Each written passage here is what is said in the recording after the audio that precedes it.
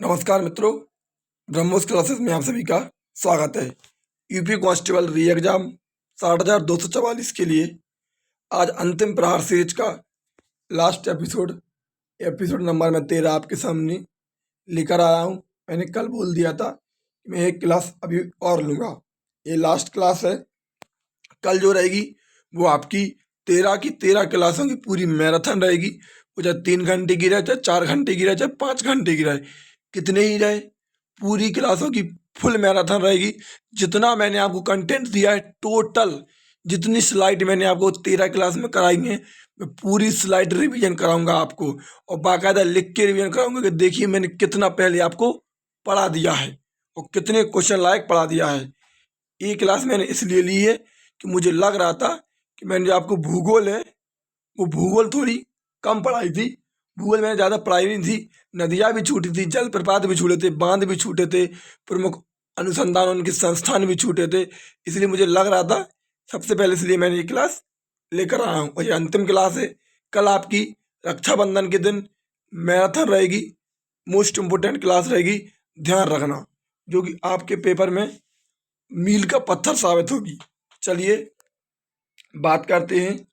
Special जो भूगोल की क्लास है, सबसे पहले बात करें भारत के अनुसंधान एवं महत्वपूर्ण मुख्यालय, मोस्ट इम्पोर्टेंट टॉपिक है। यहाँ से प्रश्न बनता है और पेपर में बनेगा। पूछे भारतीय कृषि अनुसंधान संस्थान, तो ध्यान रखना, भारतीय कृषि अनुसंधान संस्थान पूछे तो भारत के अधिकतर लोग कृषि में दिल लगा बैठते हैं, इसलिए ये हो गया नई दिल्ली। ध्यान रखना। केंद्रीय गन्ना अनुसंधान संस्थान पूछे तो केंद्रीय गन्ना अनुसंधान संस्थान है कोयम्बटूर में। कहाँ पर है? केंद्रीय गन्ना अनुसंधान संस्थान कोयम्बटूर में। आगे बात करें केंद्रीय आलू अनुसंधान संस्थान पूछे तो आलू शिमला मिर्च के साथ ही अच्छा लगता है, ध्यान रखना। तो केंद्रीय आलू अनुसंधान संस्थान है शिमला में। केंद्रीय वन अनुसंधान संस्थान पूछे तो ये देहरादून में है। वनों की संख्या दोगुनी करनी पड़ेगी, ऐसे याद रख लेना। केंद्रीय वन अनुसंधान संस्थान पूछे तो देहरादून में। केंद्रीय ईंधन अनुसंधान संस्थान पूछे तो ईंधन में लोग जल जाते हैं, तो ईंधन अनुसंधान संस्थान हो गया जलगोड़ा। केंद्रीय ईंधन अनुसंधान संस्थान हो गया जलगोड़ा। भारतीय मौसम विज्ञान संस्थान है नई दिल्ली। भारतीय मौसम विज्ञान संस्थान कहाँ पे है? नई दिल्ली में है। भारतीय परमाणु अनुसंधान संस्थान बार्क ट्राम्बे महाराष्ट्र में है। भाभा एटॉमिक रिसर्च सेंटर जिसे अपन कहते हैं। केंद्रीय तंबाकू अनुसंधान संस्थान कहाँ पे है? तो राजमुंदरी में है। केंद्रीय तंबाकू अनुसंधान संस्थान राजमुंदरी में है। केंद्रीय राष्ट्रीय डेयरी अनुसंधान संस्थान पूछे तो करनाल हरियाणा में है। दूध खाट की नगरी करनाल हरियाणा में है, ध्यान रखना। केंद्रीय चमड़ा अनुसंधान संस्थान चेन्नई में है। आगे पूछे केंद्रीय औषधि अनुसंधान संस्थान लखनऊ में है। भारतीय मौसम वेधशाला पुणे में है। इम्पोर्टेंट है, भारतीय मौसम वेधशाला पुणे में स्थित है। केंद्रीय वनस्पति अनुसंधान संस्थान लखनऊ में है। केंद्रीय वनस्पति अनुसंधान संस्थान लखनऊ में है। केंद्रीय मस्तिष्क अनुसंधान संस्थान पूछ ले तो गुड़गांव में है, ध्यान रखना। केंद्रीय मस्तिष्क अनुसंधान संस्थान गुड़गांव में है। चलिए आगे बात करें। राष्ट्रीय चावल अनुसंधान संस्थान कटक उड़ीसा में है। कहाँ पर है? राष्ट्रीय चावल अनुसंधान संस्थान कटक उड़ीसा में है। राष्ट्रीय दलहन चीनी अनुसंधान संस्थान दलहन वाला और चीनी वाला दोनों कानपुर में है। राष्ट्रीय दलहन चीनी अनुसंधान संस्थान कानपुर में है। केंद्रीय भवन निर्माण अनुसंधान संस्थान रुड़की में है और केंद्रीय विश्व अनुसंधान संस्थान लखनऊ में है। अखिल भारतीय आयुर्वेदिक संस्थान की बात करें तो नई दिल्ली में है। कहाँ पर है? नई दिल्ली में। केंद्रीय नारियल अनुसंधान संस्थान कसारकोड केरल में है। केंद्रीय नारियल अनुसंधान संस्थान कासरकोट केरल में है। डीजल लोकोमोटिव वर्क्स वाराणसी में है। डीजल लोकोमोटिव वर्क्स वाराणसी में है। केंद्रीय नमक और रसायन अनुसंधान संस्थान भावनगर गुजरात में है। केंद्रीय नमक और रसायन अनुसंधान संस्थान भावनगर गुजरात में है। केंद्रीय भैंस अनुसंधान संस्थान हिसार में है। और प्लाज्मा अनुसंधान संस्थान गांधीनगर गुजरात में है। केंद्रीय लीची अनुसंधान संस्थान मुजफ्फरपुर बिहार में है। केंद्रीय लीची अनुसंधान संस्थान मुजफ्फरपुर बिहार में है। केंद्रीय कपास अनुसंधान संस्थान नागपुर में है। और राष्ट्रीय जैविक खेती अनुसंधान संस्थान पूछे तो वो गाजियाबाद में है। जैविक खेती कहाँ पर है? गाजियाबाद में है। केंद्रीय तिलहन अनुसंधान संस्थान पूछे तो हैदराबाद में है। और राष्ट्रीय पुरातात्विक सर्वेक्षण केंद्र तो कलकत्ता में है। राष्ट्रीय पुरातात्विक सर्वेक्षण केंद्र कोलकाता में है। और केंद्रीय खनन और तेल अनुसंधान संस्थान धनबाद में है। केंद्रीय खनन और तेल अनुसंधान संस्थान धनबाद में है। आगे बात करें भारत पेट्रोलियम संस्थान जो कि देहरादून में है। भारत पेट्रोलियम संस्थान देहरादून में है। केंद्रीय सड़क अनुसंधान संस्थान नई दिल्ली में है। केंद्रीय सड़क अनुसंधान संस्थान नई दिल्ली में है। राष्ट्रीय ग्रामीण विकास संस्थान हैदराबाद में है। और भारतीय हीरा संस्थान सूरत में है। भारतीय विज्ञान संस्थान पूछे तो बेंगलुरु में है। और केंद्रीय फिल्म एवं टीवी संस्थान पूछे तो पुणे में है। केंद्रीय फिल्म एवं टीवी संस्थान पूछे तो पुणे में है। केंद्रीय खाद्य औद्योगिक अनुसंधान संस्थान पूछे तो मैसूर में है। केंद्रीय हल्दी अनुसंधान संस्थान पूछे तो तमिलनाडु में है। चलिए आगे बात करते हैं। अब बात करते हैं भारत की प्रमुख परियोजना की और नदी और उनके राज्य। पूछे भाखड़ा नागल बांध तो सतलुज नदी पर है, हिमाचल प्रदेश और पंजाब में। टेहरी बांध जो कि भारत का सबसे ऊंचा बांध है, भागीरथी और भीलांगना नदी पर है, उत्तराखंड में। रामगंगा बांध रामगंगा नदी पर है, उत्तराखंड में। गंडक परियोजना गंडक नदी पर है, उत्तर प्रदेश में। कोसी परियोजना कोसी नदी पर है, बिहार में। माता टीला परियोजना बेतवा नदी पर है, उत्तर प्रदेश में। फरक्का बांध गंगा नदी पर है, पश्चिम बंगाल में। गंगा नदी पर बंधा एकमात्र बांध है फरक्का बांध, गंगा नदी पर, पश्चिम बंगाल में। गांधी सागर बांध चंबल नदी पर है, मध्य प्रदेश में। गांधी सागर बांध चंबल नदी पर है, मध्य प्रदेश में। राणा सागर बांध चंबल नदी पर है, राजस्थान में। जवाहर सागर बांध चंबल नदी पर है, राजस्थान में। तिलैया बांध बराकर नदी पर है, झारखंड में। मंगला बांध पूछी तो झेलम नदी पर है, पाकिस्तान में है, झारखंड मीरपुर में है। राजघाट बांध बेतवा नदी पर है, उत्तर प्रदेश में। सरदार सरोवर बांध नर्मदा नदी पर है, गुजरात में। सरदार सरोवर बांध कौन सी नदी पर? नर्मदा नदी पर, गुजरात में। काकरा पार पूछे ताप्ती नदी पर, गुजरात में। काकरा पार ताप्ती नदी पर, गुजरात में। उकाई बांध ताप्ती नदी पर, गुजरात में। पंचित बांध दामोदर नदी पर, झारखंड में। पंचित बांध दामोदर नदी पर, झारखंड में। ओंकारेश्वर बांध नर्मदा नदी पर, मध्य प्रदेश में। ओंकारेश्वर बांध नर्मदा नदी पर, मध्य प्रदेश में। बाण सागर परियोजना सोन नदी पर है, मध्य प्रदेश में। बाण सागर परियोजना सोन नदी पर है, मध्य प्रदेश में। अब बात करते हैं नदियों की। नदियों की बात कर लेते हैं। देखिए भाई, कंटेंट इम्पोर्टेंट है। मैं आपको टॉपिक से ही कंटेंट देता हूँ, इसलिए आप पढ़ें इसको। इम्पोर्टेंट है, बस इनको फर्जी कंटेंट नहीं है कि ना ये एक्स्ट्रा कंटेंट है ना ये कम कंटेंट है। आपके पेपर के लिए सफिशिएंट कंटेंट है, ध्यान रखना। सिंधु नदी की बात करूं तो उद्गम कैलाश पर्वत श्रेणी से, महासागर ध्यान रखना इसका जो उद्गम होता है कैलाश पर्वत श्रेणी से होता है। मानसरोवर झील के निकट बोखरचू से निकलती, ध्यान रखना इसका उद्गम कहाँ से होता है तो कैलाश पर्वत श्रेणी मानसरोवर झील के निकट बोखरचू से निकलती है। दमचौक से भारत में प्रवेश करती है। कुल लंबाई 2880 किलोमीटर है और भारत में 1114 किलोमीटर में बह रही सिंधु नदी।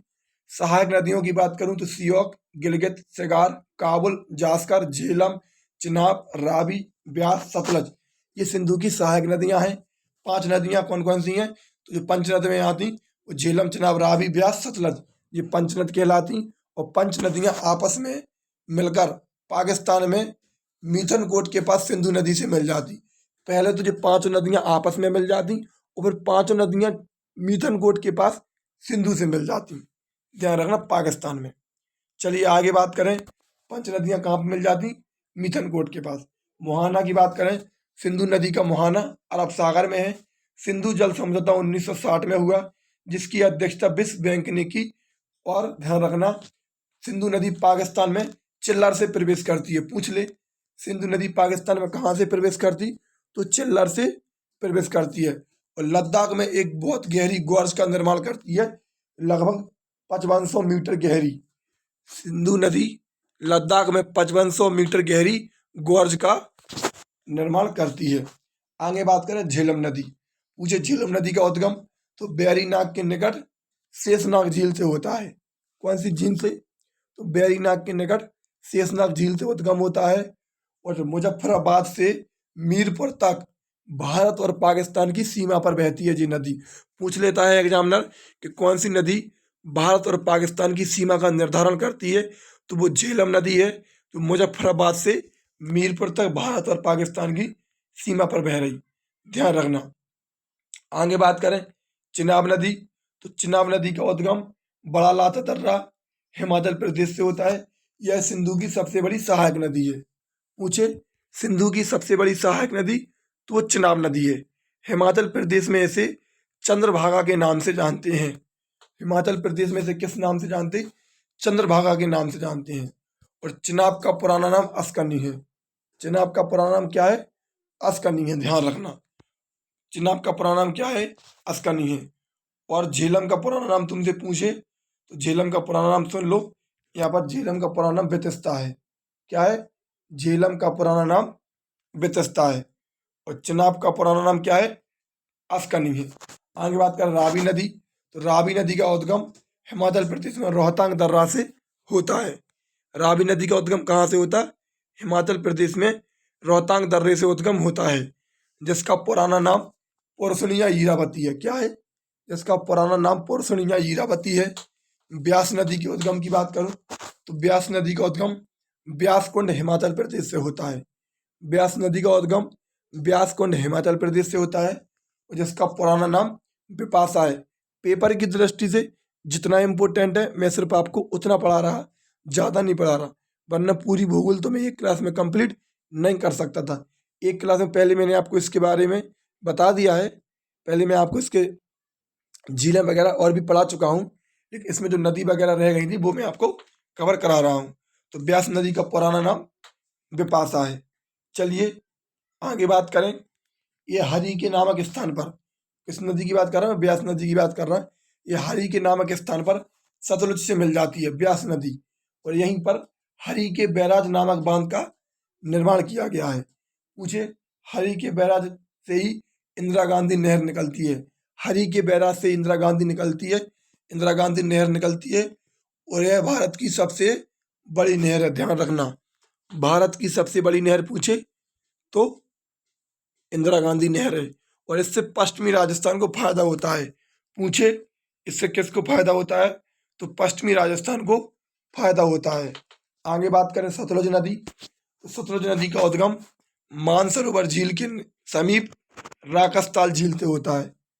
सतलुज नदी का उद्गम मानसरोवर झील के पास राकसताल झील से होता है, जिसका पुराना नाम पूछे तो सतलुज का पुराना नाम सतुद्री है। और भारत में मोस्ट इम्पोर्टेंट पॉइंट है, यह शिल्प कला दर्रा से प्रवेश करती है। पूछ ले सतलुज नदी भारत में किस दर्रे से प्रवेश करती है? तो शिल्प कला दर्रा से प्रवेश करती है। और ध्यान रखना, स्पीति इसकी प्रमुख सहायक नदी है। स्पीति, स्पीति किसकी सहायक नदी है? तो सतलुज की प्रमुख सहायक नदी है। कुल लंबाई की बात करूं तो 1450 किलोमीटर है सतलुज की, और 1050 किलोमीटर में भारत में बह रही। बात करें गंगा नदी, तो जिसका उद्गम गंगोत्री ग्लेशियर से होता है। गंगा नदी का उद्गम गंगोत्री ग्लेशियर से होता है। उद्गम के समय भागीरथी के नाम से जाना जाता है। गंगा नदी जहाँ से निकलती है उसे भागीरथी के नाम से जाना जाता है। सहारनपुर से बनारस तक भव्य गंगा के नाम से जाना जाता है। पूछ ले सहारनपुर से बनारस तक भव्य गंगा के नाम से जाना जाता है। और बनारस से गंगा सागर तक निम्न गंगा के नाम से जाना जाता है। बनारस से गंगा तक बनारस से गंगा सागर तक निम्न गंगा के नाम से जाना जाता है। गंगा नदी हरिद्वार से मैदानी भागों में प्रवेश करती है। मैंने सिर्फ वन लीनियर फॉर्मेट में सीधे सीधे पॉइंट लिखे हैं जो कि एग्जामिनर द्वारा पेपर में डायरेक्ट पूछे जाते हैं।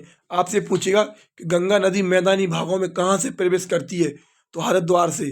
पूछे बनारस से गंगा सागर तक गंगा नदी को किस नाम से जाना जाता है, तो निम्न गंगा के नाम से। डायरेक्ट प्रश्न पूछता है, इसलिए मैंने प्रीवियस ईयर को देख के प्रश्न रखे हैं, इसलिए मैंने इस प्रकार का कंटेंट रखा है आपके लिए। चलिए आगे बात करें।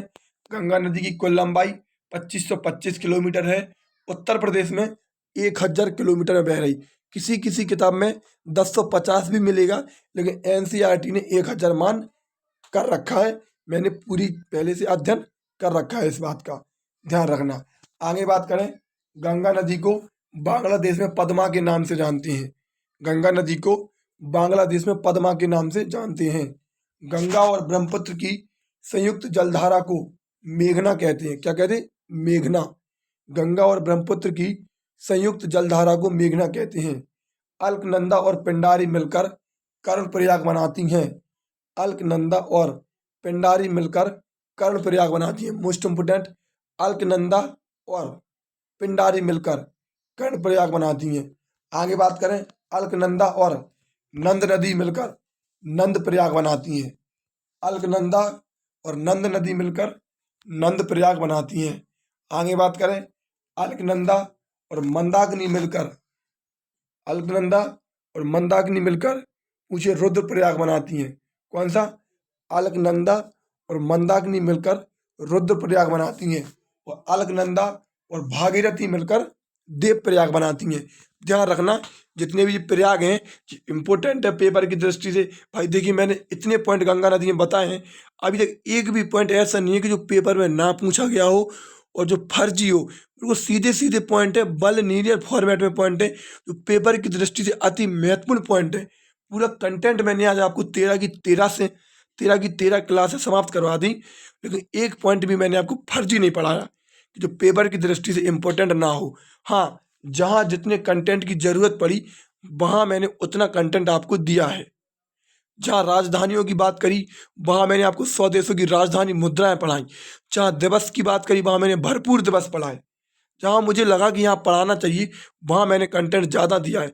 जहाँ जिस लेवल का कंटेंट पूछा जाता है वहाँ मैंने आपको उस लेवल का पढ़ाया है। वो तो कल मैराथन क्लास में बात करेंगे कि देखना आपको क्या मज़ा आने वाला है। गंगा की सहायक नदियों की बात करूं तो जो बाएं तट से हैं रामगंगा, गोमती, घाघरा, गंडक, कोसी, बागमती और महानंदा, ये गंगा की सहायक नदियां हैं। बात करूं दाएं तट से तो यमुना, सोन, टॉन्स, करमनाशा, ये दाएं तट से हैं। चलिए आगे बात करें। गंगा की सबसे बड़ी सहायक नदी जो कि यमुना है। पूछ ले, गंगा की सबसे बड़ी सहायक नदी कौन सी है? तो यमुना है। गंगा उत्तर प्रदेश में बिजनौर से प्रवेश करती है और बलिया से निकल जाती है। ध्यान रखना, गंगा उत्तर प्रदेश में कहाँ से प्रवेश करती? तो बिजनौर से तो प्रवेश करती है और बलिया से निकल जाती है। गंगा नदी के किनारे बसा सबसे बड़ा शहर कानपुर है। गंगा नदी के किनारे बसा सबसे बड़ा शहर कौन सा है? तो वो कानपुर है। सन 2008 में गंगा नदी को राष्ट्रीय नदी का दर्जा दिया गया। पूछ लेगा गंगा नदी को राष्ट्रीय नदी का दर्जा कब दिया गया? तो 2008 में। बात करें यमुना नदी की, जिसका उद्गम यमुनोत्री ग्लेशियर बंदर पूंछ से होता है।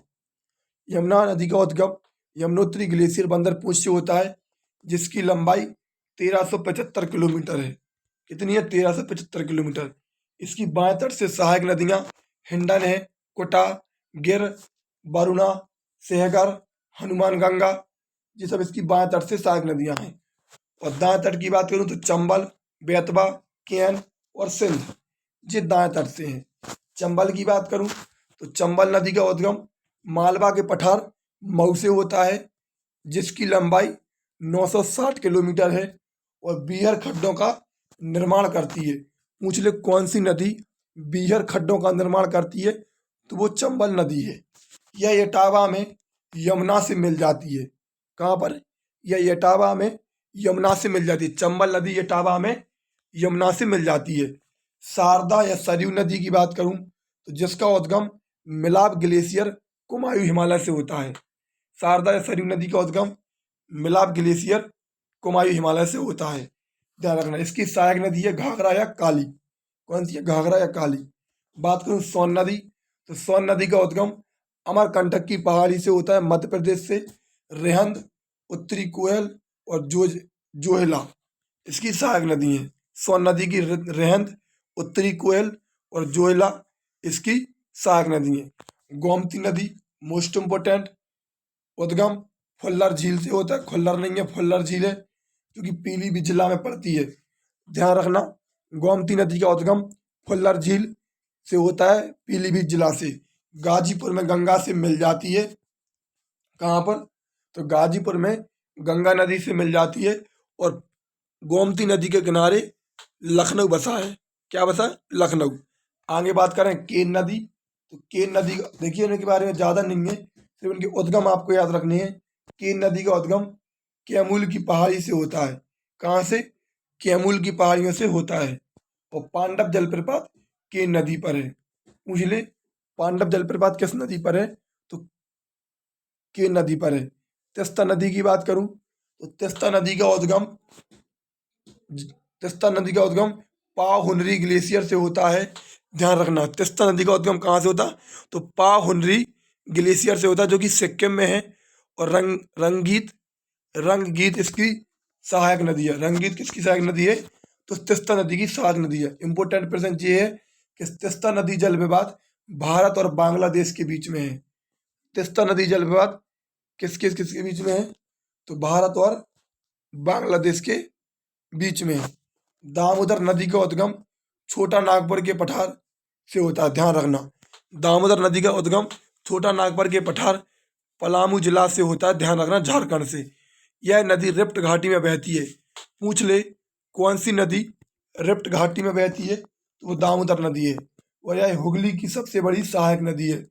हुगली की सबसे बड़ी सहायक नदी वो दामोदर नदी है। चलिए आगे बात करें। इसे बंगाल का शोक कहा जाता है। दामोदर नदी को बंगाल का शोक कहा जाता है।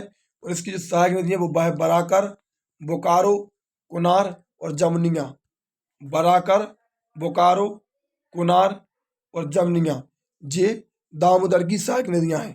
कोयले के प्रचुर भंडार के लिए दामोदर नदी में पाया जाता है, यानी कोयला का प्रचुर भंडार दामोदर नदी में पाया जाता है, इसलिए यह सबसे प्रदूषित नदी है। सबसे प्रदूषित नदी पूछे तो वो दामोदर नदी है। महानदी का उद्गम सिहावा श्रेणी छत्तीसगढ़ से होता है।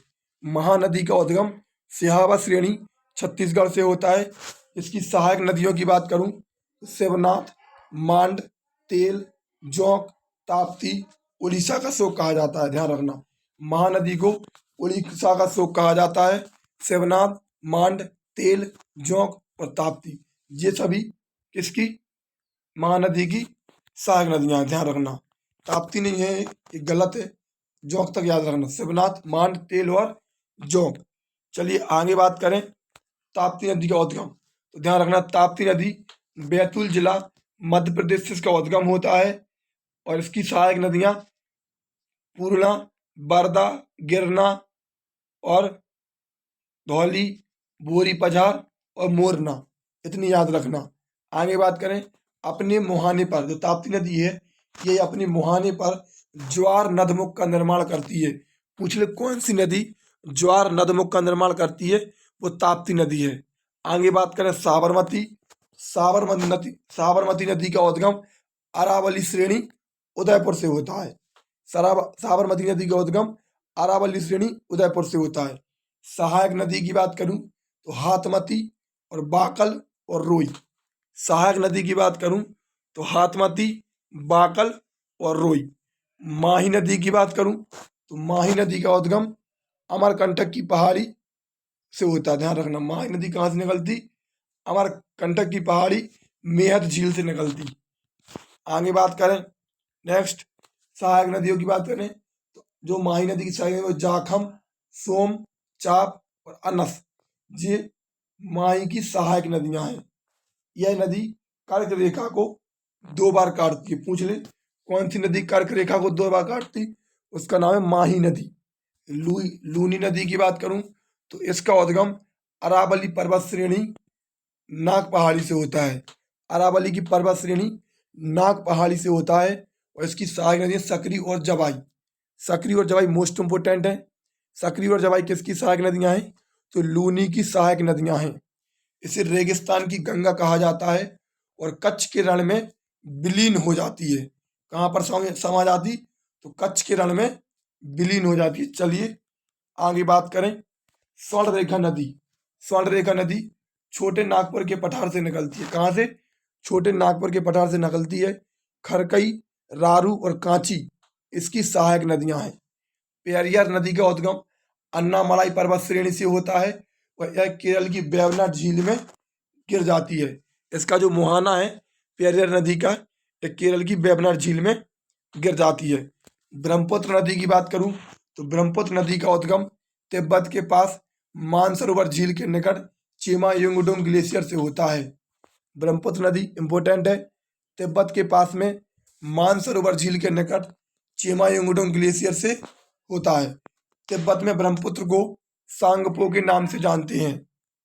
तिब्बत में ब्रह्मपुत्र को सांगपो के नाम से जानते हैं। अरुणाचल प्रदेश में ब्रह्मपुत्र नदी को अरुणाचल प्रदेश में ब्रह्मपुत्र नदी नामचा बरवा से प्रवेश करती है। पूछ ले कहाँ से प्रवेश करती? तो नामचा बरवा से प्रवेश करती है। और अरुणाचल प्रदेश में से दिहांग के नाम से जानते। तिब्बत में सांगपो, अरुणाचल प्रदेश में दिहांग और असम में इसे ब्रह्मपुत्र के नाम से जानते हैं। ध्यान रखना, ब्रह्मपुत्र नदी को असम में ब्रह्मपुत्र के नाम से जानते हैं और बांग्लादेश में इसे जमुना के नाम से जानते हैं। ब्रह्मपुत्र नदी को बांग्लादेश में जमुना के नाम से जानते हैं। गंगा से मिलकर बंगाल की खाड़ी में गिर जाती है। गंगा नदी से मिलकर बंगाल की खाड़ी में गिर जाती है और विश्व के सबसे बड़े डेल्टा सुंदरवन डेल्टा का निर्माण करती हैं। ये दोनों नदियां मेघना नामक जलधारा से गिरती हैं। किस जलधारा से?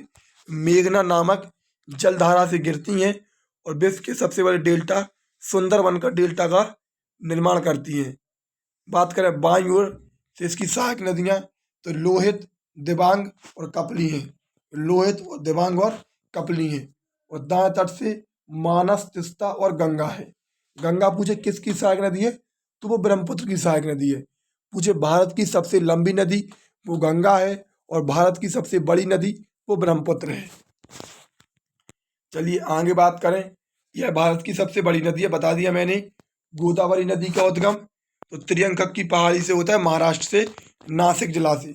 इसकी लंबाई 1465 किलोमीटर है। यह प्रायद्वीपीय भारत की सबसे लंबी नदी है गोदावरी।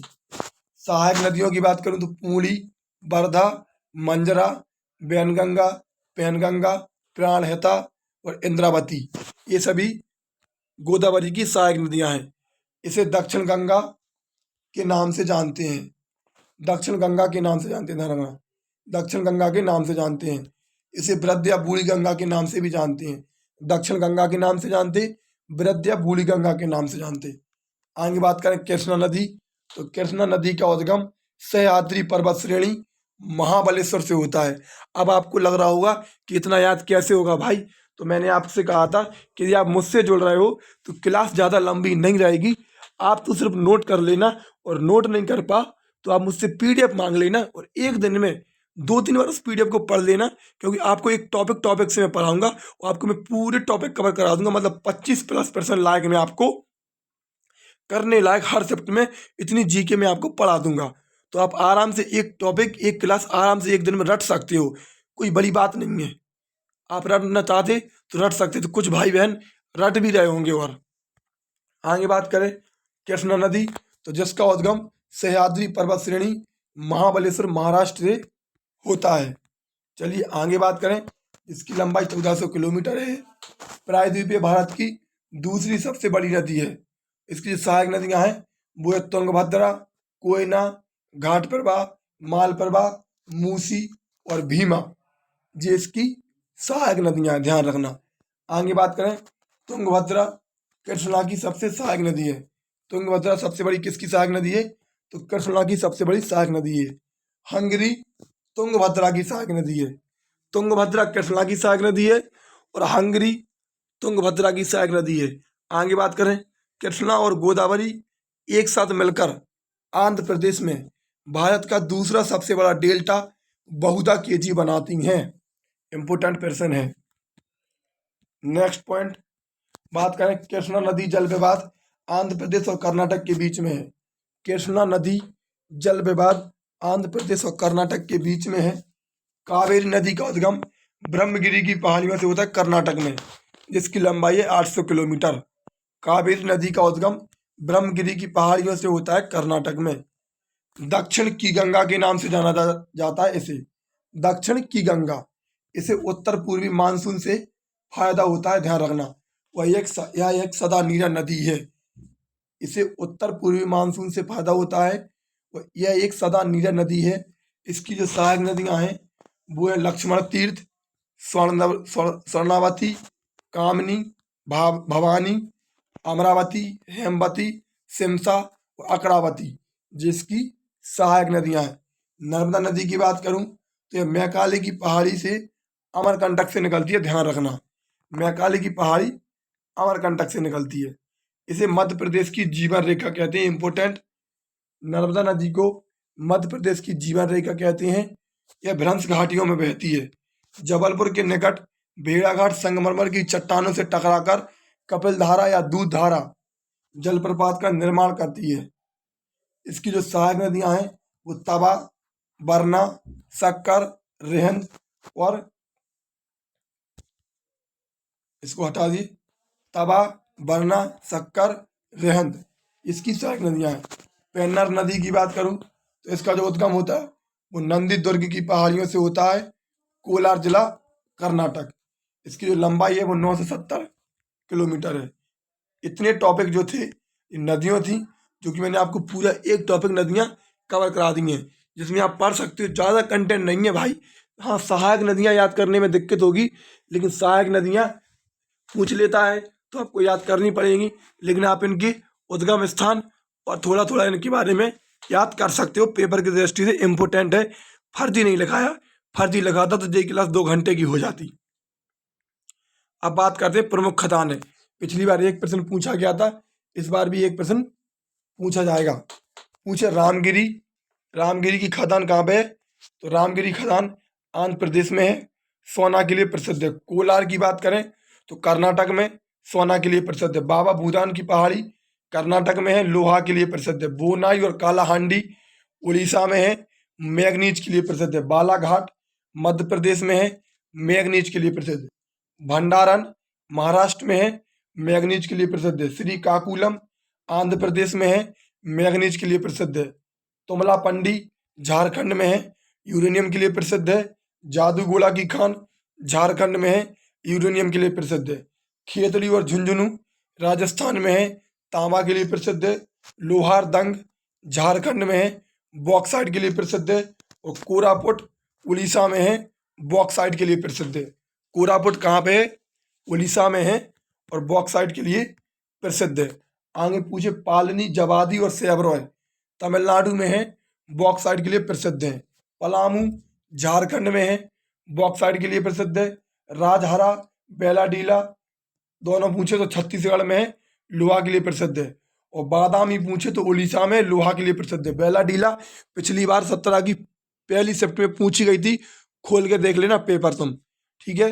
राजहरा, बेलाडीला छत्तीसगढ़ में है, लोहा के लिए प्रसिद्ध है।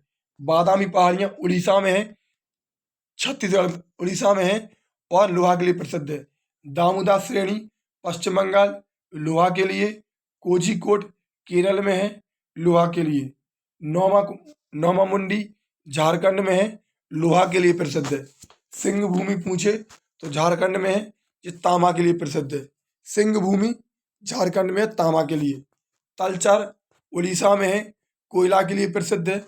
तलचर उड़ीसा में है, कोयला के लिए प्रसिद्ध है। पन्ना मध्य प्रदेश में है, हीरा के लिए प्रसिद्ध है। पन्ना मध्य प्रदेश में है, हीरा के लिए प्रसिद्ध है। आगे बात करें, जावर पूछे तो राजस्थान में है, चांदी के लिए प्रसिद्ध है। बस्तर पूछे तो छत्तीसगढ़ में टिन के लिए प्रसिद्ध है। रानीगंज पश्चिम बंगाल, कोयला के लिए। आसनसोल असम में है, कोयला के लिए प्रसिद्ध है। राउरकेला मोस्ट इम्पोर्टेंट उड़ीसा में है, लोहा के लिए प्रसिद्ध है।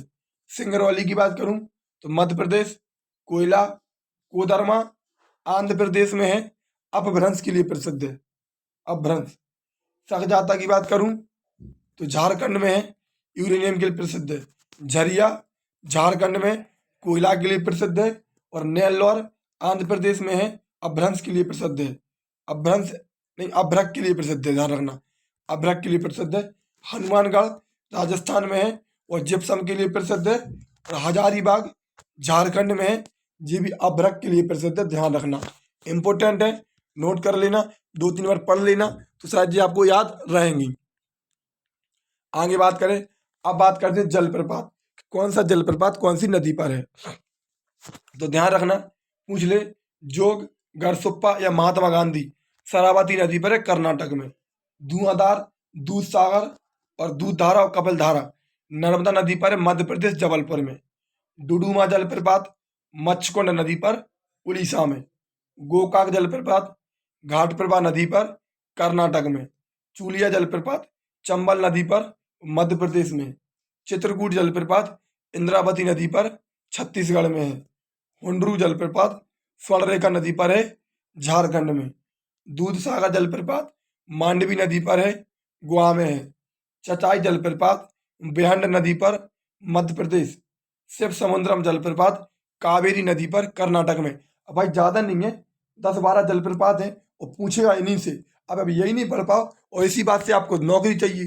भाई 48 लाख की भीड़ है और 60,244 में आपको एक चुन के आना है, तो कुछ तो अलग करना पड़ेगा यार।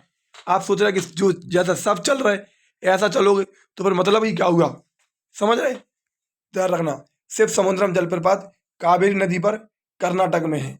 कुंजिकल जलप्रपात बाराही नदी पर, कर्नाटक में है। बिहार जलप्रपात टॉन्स नदी पर, बिहार में है। गौतम धारा जलप्रपात रारू नदी पर, झारखंड में है। दसम जलप्रपात कांची नदी पर, झारखंड में है। सांडनी जलप्रपात संग नदी पर, झारखंड में है। चलिए आगे बात करें, कांडला बंदरगाह गुजरात में है। पंडित दीनदयाल उपाध्याय बंदरगाह, इसी का पुराना मतलब नया नाम हो गया। अब कुछ बंदरगाह की बात कर लेते। पहली बात तो ये थे, ये मैंने आपको पूरे जलप्रपात बता दिए, ये मैंने पूरे आपको जलप्रपात कवर करा दिए, इंपॉर्टेंट थे पेपर की दृष्टि से। अब बात करते हैं बंदरगाह की। तो पूछिए आपसे, कांडला बंदरगाह जो कि गुजरात में है, इसका नया नाम हो गया पंडित दीनदयाल उपाध्याय बंदरगाह, जो कि ज्वारीय बंदरगाह है। मुंबई बंदरगाह महाराष्ट्र में है। मारबम बंदरगाह गोवा में है। न्यू मंगलोर कर्नाटक में है। कोच्चि बंदरगाह केरल में है। और कोलकाता बंदरगाह पश्चिम बंगाल में है। पारादीप बंदरगाह उड़ीसा में है। विशाखापट्टनम बंदरगाह आंध्र प्रदेश में है। एन्नूर बंदरगाह तमिलनाडु में है। तूतीकोरन बंदरगाह मन्नार की खाड़ी में है। चेन्नई बंदरगाह चेन्नई में है, कृत्य में है जी। और जवाहरलाल नेहरू बंदरगाह महाराष्ट्र में है। ये भारत का सबसे बड़ा कंटेनर बंदरगाह है।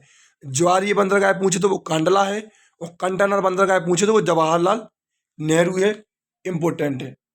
चलिए आगे बात करें। अब बात करते हैं कुछ हवाई अड्डों की। देखिए मैंने क्या टॉपिक लिए हैं आपके लिए भाई। इंदिरा गांधी हवाई अड्डा नई दिल्ली में है। छत्रपति शिवाजी हवाई अड्डा मुंबई। नेताजी सुभाष चंद्र बोस हवाई अड्डा कोलकाता। Veer Savarkar port Blair. राजीव गांधी हवाई अड्डा हैदराबाद। गोपीनाथ बारदोलाई असम। और दावोलियम हवाई अड्डा गोवा। सरदार वल्लभ भाई पटेल गुजरात। चौधरी चरण सिंह लखनऊ। और लाल बहादुर शास्त्री वाराणसी। आगे बात करें, गुरु रामदास हवाई अड्डा अमृतसर। डॉक्टर भीमराव अम्बेडकर नागपुर महाराष्ट्र। बागडोगरा हवाई अड्डा सिलीगुड़ी। स्वामी विवेकानंद रायपुर। देवी अहिल्याबाई होलकर इंदौर। कालीकट हवाई अड्डा कोझिकोड केरल। कैंपगोड़ा बंगलुरु। और महर्षि वाल्मीकि अयोध्या में है। महर्षि वाल्मीकि कहाँ पे है? अयोध्या में है। लास्ट कुछ ये टॉपिक मुझे छूटा सा लग रहा था। देखिए मैं ये नहीं समझता कि आपको कहाँ क्या पढ़ा दूँ, ये कभी मायने नहीं रखता कि मैंने हिस्ट्री में आपको जियोग्राफी पढ़ा दी, जियोग्राफी में आपको ये पढ़ा दिया, ये बात कभी मायने नहीं रखती। ना एग्जामिनर आपसे ये कहेगा कि आप जी कहाँ से पढ़ के आए थे, इसको क्यों लगा रहे हो। सिर्फ आपको प्रश्न करना है और मेरा एक ही उद्देश्य है कि आपका प्रश्न फंस जाएगा इस पेपर में। सबसे बात करूँ शास्त्रीय नृत्य की। शास्त्रीय नृत्य की संख्या 8 है। भारत के क्लासिकल डांस 8 हैं। सबसे पुराना भरतनाट्यम है, सबसे नवीनतम सत्रिया है, जिसके संस्थापक श्री माता शंकर देव हैं और सन 2000 में से जोड़ा गया था। भरतनाट्यम तमिलनाडु का है, मोहिनीअट्टम केरल का है, कथकली केरल का है, कुचिपुड़ी आंध्र प्रदेश, कथक उत्तर प्रदेश, मणिपुरी मणिपुर, उड़ीसा उड़ीसी और असम का है सत्रिया। असम का कौन सा है? सत्रिया। ये भारत की 8 क्लासिकल डांस है। बात करें शास्त्रीय भाषाओं की तो 6 हैं, लेकिन अभी 9 हो गई हैं, लेकिन आपके पेपर में अभी 6 ही आएगा, ध्यान रखना। 3 और जोड़ दी गई हैं, तो भारत की शास्त्रीय भाषाएं 6 हैं। अभी तक 6 का ही आंकड़ा है, लेकिन अभी 9 घोषित कर दी हैं, 3 और तो 9 हो गई हैं, ध्यान रखना। जैसे कि रामसर साइड 82 हो गई है ना, ध्यान रखना। सबसे पुरानी शास्त्रीय भाषा है वो तमिल है और सबसे नवीनतम उड़िया है। तमिल, संस्कृत, तेलुगु, कन्नड़, मलयालम, उड़िया, ये आपकी 6 क्लासिकल लैंग्वेज हैं। अब सुनिए, अब मैंने आपको 13 क्लास करा दी है भाई, और 13 क्लास में मैंने आपको लगभग ऐसा कोई कंटेंट नहीं है जो मैंने, चाहे यूपी जीके हो, चाहे इतिहास हो, चाहे संविधान हो, चाहे जियोग्राफी हो, चाहे इकोनॉमिक्स हो, चाहे स्टैटिक जीके हो, कुछ भी हो जो मैंने आपको ना दिया हो। मैंने आपको लगभग सब कंटेंट दिया है। अब आपको कल मैराथन लूँगा मैं, जितने भी घंटे की हो सके, 5 घंटे 6 घंटे, लेकिन एक भी स्लाइड नहीं छोड़ूंगा। जितनी स्लाइड 13 क्लास में पढ़ाई हैं वो पूरी स्लाइड में उसमें लगा के मैराथन लूँगा। अब आपको खुद पता है कि हमें 13 क्लास की मैराथन लूँगा तो लगभग 5-6 घंटे तो चलने वाली है। यदि आपको लगे कि क्लास इम्पोर्टेंट है तो क्लास में आप ज़रूर आना, और मैं गारंटी से ले रहा, यदि आपने 13 क्लास पढ़ी हैं शिद्दत से, आपने डेली दिन एक की एक क्लास याद करी हो, रिवीजन किया है, तो आप मुझसे लिख के ले लो, आप पेपर में 25% आराम से इन 13 क्लासों से कर जाओगे हर शिफ्ट में। बस इतनी बात कहूँगा। बाकी की क्लास अच्छी लगी हो शेयर कर देना और चैनल को सब्सक्राइब कर लेना। अपना सपोर्ट बनाए रखें। धन्यवाद।